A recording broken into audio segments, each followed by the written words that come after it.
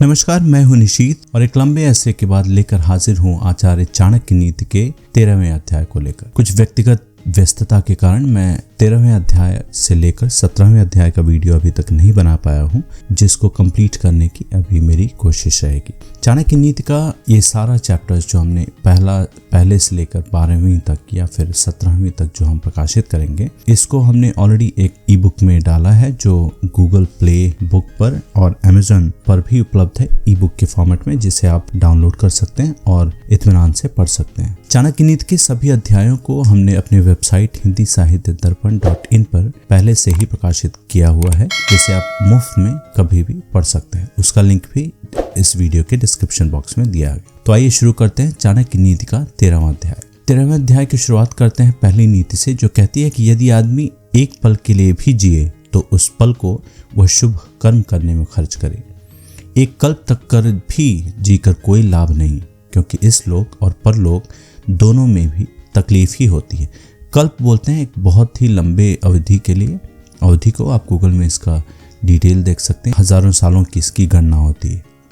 दूसरी नीति है कि हम उसके लिए ना पछताएं जो बीत गया है, हम भविष्य की चिंता भी ना करें। विवेक बुद्धि रखने वाले लोग केवल वर्तमान में जीते हैं। यह देवताओं का, संत जनों का और पालकों का स्वभाव है कि वे जल्दी प्रसन्न हो जाते हैं। निकट के और दूर के रिश्तेदार तब प्रसन्न होते हैं जब उनका आदर सम्मान किया जाए, उनके नहाने का, खाने पीने का प्रबंध किया जाए। पंडित जन जब उन्हें आध्यात्मिक संदेश देने का मौका दिया जाता है तो वे प्रसन्न हो जाते हैं। जब बच्चा माँ के गर्भ में होता है तो ये 5 बातें तय हो जाती हैं।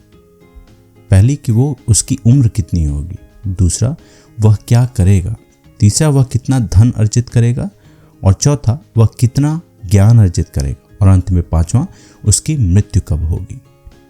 अगली नीति की ओर बढ़ते हैं, जो कहती है कि देखिए क्या आश्चर्य है, बड़े लोग अनोखी बातें करते हैं।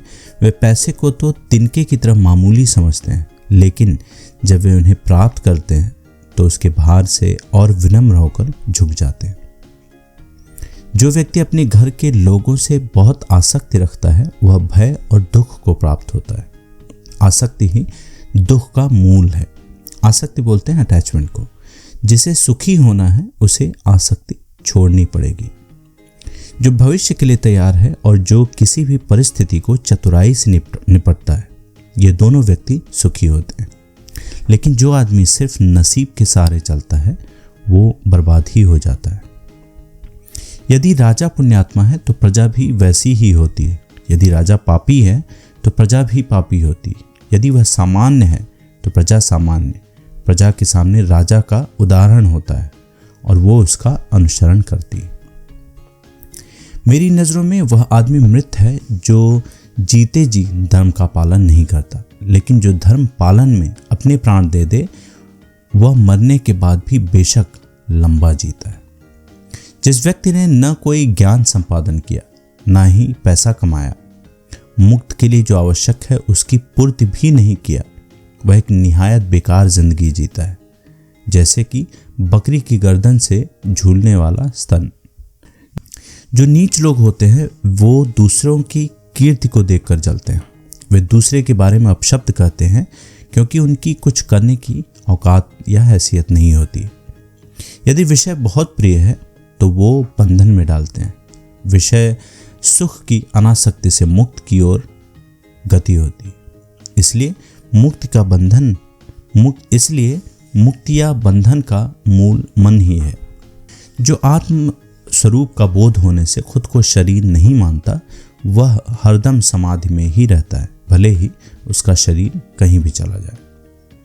किसको सब सुख प्राप्त हुए, जिसकी कामना की, वह कुछ भगवान के हाथ में है, सब कुछ भगवान के हाथ में है। इसीलिए हमें संतोष में जीना होगा। जिस प्रकार एक गाय का बछड़ा हजारों गायों में अपनी माँ के पीछे चलता है, उसी तरह हमारे कर्म भी हमारे पीछे चलते हैं। जिसके काम करने में कोई व्यवस्था नहीं, उसे कोई सुख नहीं मिलता। लोगों के बीच या वन में लोगों के मिलने से उसका हृदय जलता है और वन में तो कोई सुविधा होती ही नहीं। यदि आदमी उपकरण का सहारा ले तो गर्भ जल से पानी निकाल सकता है। उसी तरह यदि विद्यार्थी अपने गुरु की सेवा करे तो गुरु के पास जो ज्ञान निधि है उसे प्राप्त कर सकता है। हमें अपने कर्म का फल मिलता है, हमारी बुद्धि पर इसके पहले हमने जो कर्म किए हैं उसका निशान है। इसलिए जो बुद्धिमान लोग हैं वो सोच विचार कर कर्म करते हैं। जिस व्यक्ति ने आपको आध्यात्मिक महत्ता का एक अक्षर भी पढ़ाया उसकी पूजा करनी चाहिए। जो ऐसे गुरु का सम्मान नहीं करता वह 100 बार कुत्ते का जन्म पाता है और आखिर चंडाल बनता है। चांडाल वह है जो कुत्ता खाता है। जब युग का अंत हो जाएगा तो मेरु पर्वत डिग जाएगा। जब कल्प का अंत होगा तो 7 समुद्र का पानी विचलित हो जाएगा, लेकिन साधु कभी भी अपने आध्यात्मिक मार्ग से नहीं डिगेगा। और इस अध्याय की आखिरी नीति है जो कहती है कि इस धरती पर अन्न, जल और मीठे वचन ये ही असली रत्न है। मूर्खों को लगता है कि पत्थर के टुकड़े रत्न होते हैं।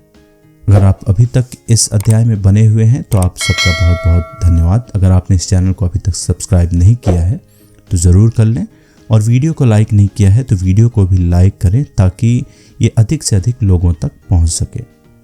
ये पॉडकास्ट, ये अध्याय का ऑडियो वर्जन आपको स्पॉटिफाई और सावन में भी उपलब्ध हो जाएगा, जिसका लिंक हम इस वीडियो के डिस्क्रिप्शन में दे देंगे ताकि आप आसानी से वहाँ भी हमें फॉलो कर सकें और आने वाले सभी अध्यायों को सुन सकें। धन्यवाद।